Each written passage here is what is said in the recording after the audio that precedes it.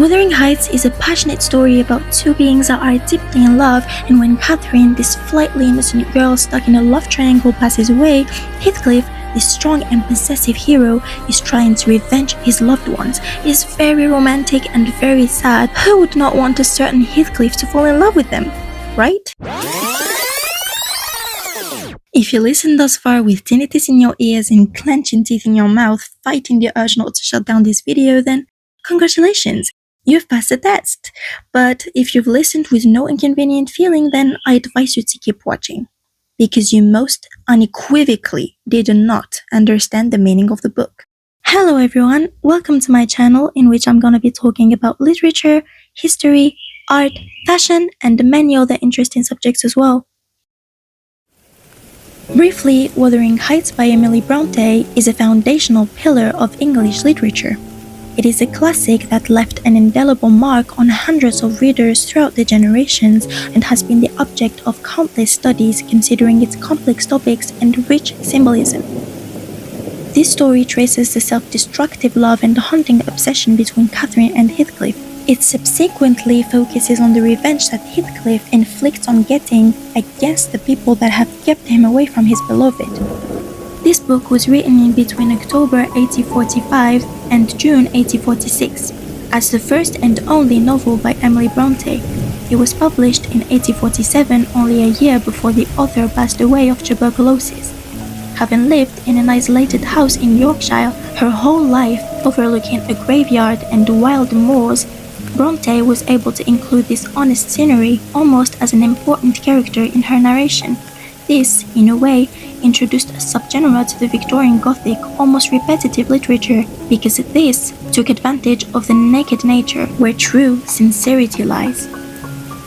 What I've noticed by interacting with many other readers about this novel is that people who read it are often divided into merely two categories.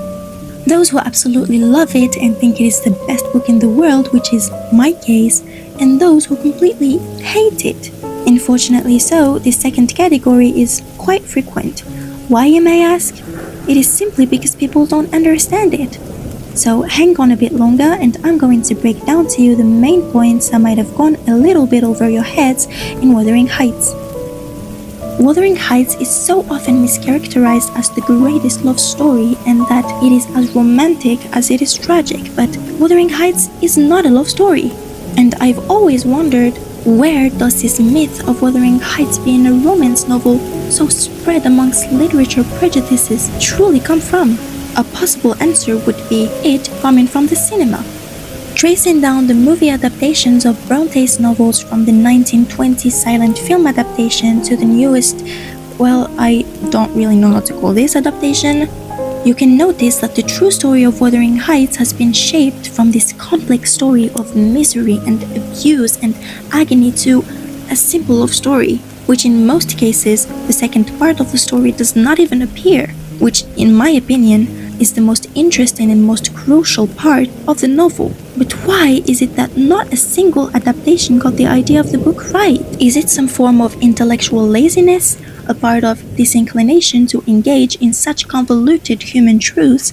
Or is it some kind of internalized patriarchy under the pretext that women are only fit to write straightforward and uncomplicated love stories, unable to create a concept that the blind eye is not capable of decrypting, a concept that needs an eventual study, and if it has any additional depth to that, then it is not something worth being included? Wuthering Heights is not a romance gothic novel, it is simply a gothic novel.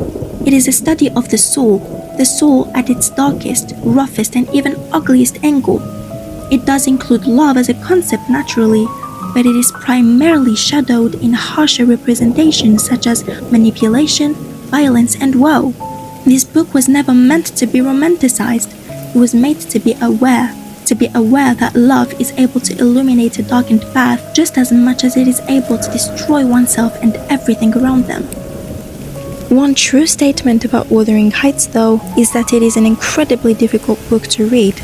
Not because the vocabulary is too complex, not because the length made it dull, but because it is overall profoundly cruel to the soul of the poor reader. Because unlike other novels, this one does not, in fact, include any heroes to cheer for. And no, Catherine and Heathcliff are certainly not heroes. Hearing that, you may think, then why bother read the book? Why condemn myself to sufferance through hundreds of pages of reading? But is this not what reading is supposed to be about?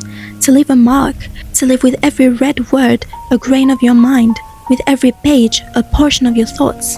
Detestable as the characters may be, we still read through it because Emily Bronte crafted in these very pages a language new to humankind, a language that elevates your literary expectations. Because the more heartless characters act upon their rage, the more pain spreads away, and the more the pain spreads away, our hearts tend to stay. This all reminds me of a quote by Franz Kafka that describes this paradoxical situation of wanting to read further although the book is hurtful, that we love a book precisely because it is not afraid to be unkind. He says about this vicious circle: if the book we are reading does not wake us, as with a fist hammering on our skull, why then do we read? So that it shall make us happy? Good God! We should also be happy precisely if we had no books. And such books as make us happy we could, if need be, write ourselves. But what we must have are those books which come upon us like ill fortune and distress us deeply, like the death of one we love better than ourselves, like suicide. A book must be an ice axe to break the sea frozen inside us. Bronte did not write a story that we could peacefully enjoy. She wrote a story that a reader should endure. She challenged the human mind with a creation that only the strongest could resist. Like Kafka's Ice Axe, she layered a classical romance onto the severe truths, overshadowing the expectations. The expectations. This is perhaps one of the things that prevented you from having an agreeable experience with this book. The world has set so many misconceptions about Wuthering Heights that so many people spend their time searching for an existing concept instead of learning how to appreciate the ones already before them.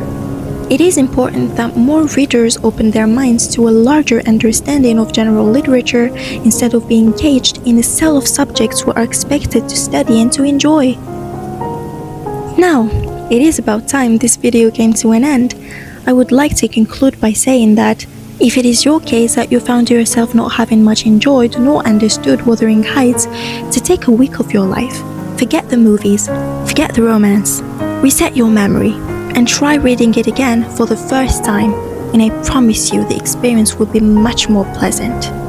If you have made it this far in the video, thank you, and have the greatest day. Goodbye.